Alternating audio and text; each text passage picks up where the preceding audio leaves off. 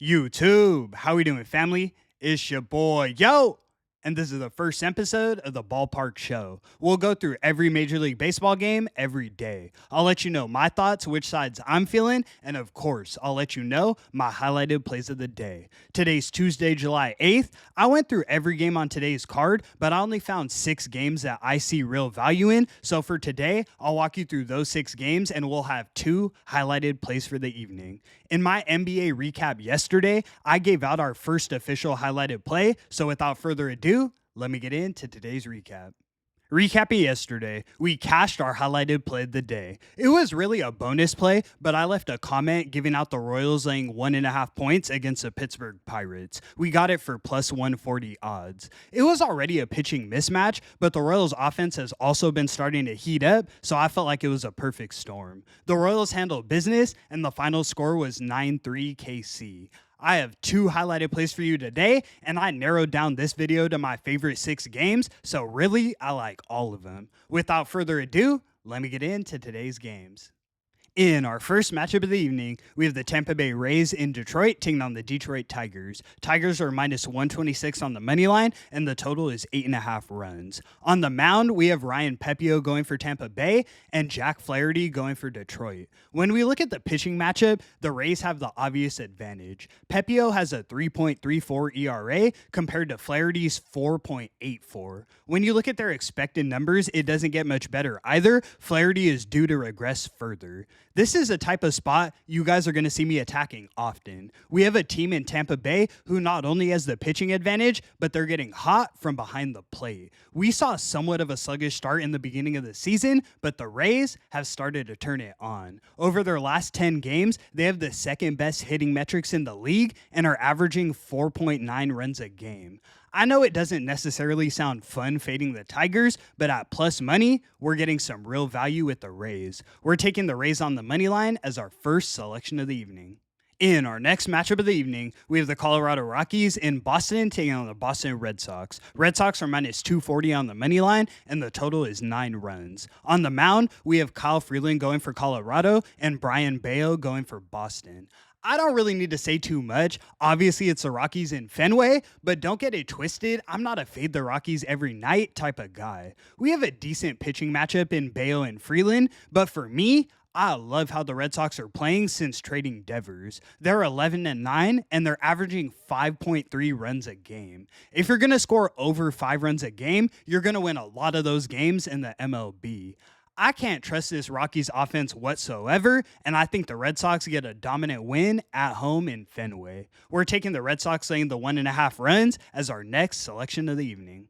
In our next matchup, we have the Pittsburgh Pirates in Kansas City taking on the Kansas City Royals. Royals are minus 144 on the money line, and the total is 8 runs. On the mound, we have Mitch Keller going for Pittsburgh, and we have Seth Lugo going for KC. This game, or at least the first 5, is looking like a pitcher's duel. Both pitchers have given their teams much-needed quality innings. Lugo has definitely been more fortunate with his team backing him up, but Mitch Keller does have the better expected numbers. That's not surprising when you have the Pirates' bats behind you. Remember when I mentioned the Rays have the second hottest offense in the last 30 days? The Pirates have the 28th out of 30 teams. Rather than looking at a side, though, I'm looking at the total. The Royals definitely don't have a prolific offense themselves. They're ranked at 27th in the league over the last 30 days, and with Lugo and Keller on the mound, I think we end well below this total. We're taking the Royals and the Pirates under 8 runs as our first highlighted selection of the evening.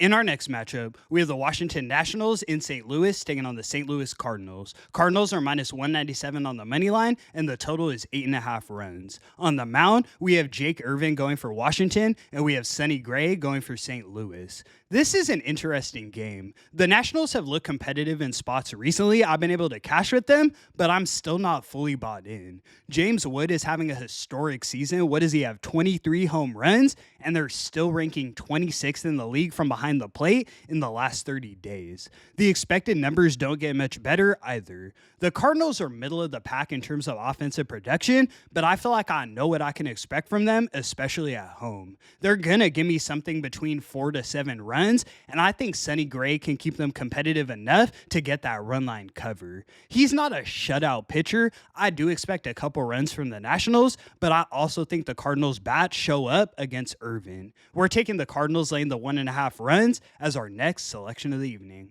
In our next matchup, we have the Philadelphia Phillies in San Francisco taking on the San Francisco Giants. Giants are minus 154 on the money line, and the total is 8 runs. On the mound, we have Taijuan Walker going for Philly, and we have Robbie Ray going for San Fran. Upon first glance, I was leaning towards the under, but I think the addition of Devers really sways me towards the Giants here. They have a middle-of-the-pack offense ranking at 18th in the league over the last 30 days, but now I feel like they have room to improve. Robbie Ray is already the better starting pitcher, and when I look at the expected numbers, Taijuan Walker is due to regress. The Phillies' offense has been quiet over the last 30 days, so that's not something I'm worried about either. I do still lean towards the under. I think we see something like 4-1 Giants, but in their current forms, I think it's safer to just take San Fran on the money line. We're taking the Giants on the money line as our next selection of the evening. In our last and final matchup of the evening, we have the Atlanta Braves against the Oakland Athletics. This one is in Sutter Health Park. The Braves are minus 117 on the money line, and the total is 10 runs. On the mound, we have Didier Fuentes going for Atlanta, and we have Jeffrey Springs going for Oakland. This game is a straight mid-off. The Braves have been consistently disappointing. They're 39-50, but I can't act like the A's have impressed me on the other side. For me, this one comes down to the pitching. Fuentes doesn't have the major league experience, and the innings he has pitched, he got blown to smithereens. Springs has been serviceable. He has a 6-6 record, and that's on the A's, so that's saying something.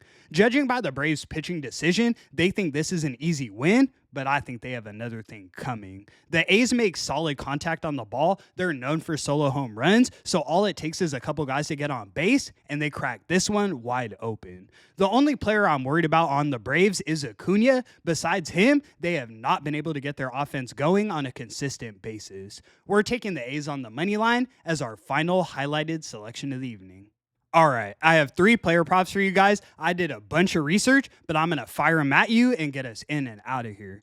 First, we're taking Kyle Stowers of the Miami Marlins to get 1 runner RBI. Miami's offense is rolling. There's almost always someone on base, and Stowers is top 5 in the league in hard contact. Second, we're taking Corbin Carroll of the Arizona Diamondbacks over 1.5 bases. The Diamondbacks offense is starting to heat up, and Corbin does a little bit of everything. He's making hard contact, he steals bases, and he's 0 for 4 in his career against Nick Pivetta, so he's due for extra bases. Our final player prop of the night will be Julio Rodriguez of the Seattle Mariners to get 1 run or RBI. He has a favorable matchup against Will Warren, and he's one of the only guys that can consistently get on base for the Mariners. That's going to conclude today's video, guys. Thank you so much for tuning in. I do this every day for free, so please leave a like and subscribe to the channel. It's your boy, yo! And until the next one, I'm going to catch y'all. Peace.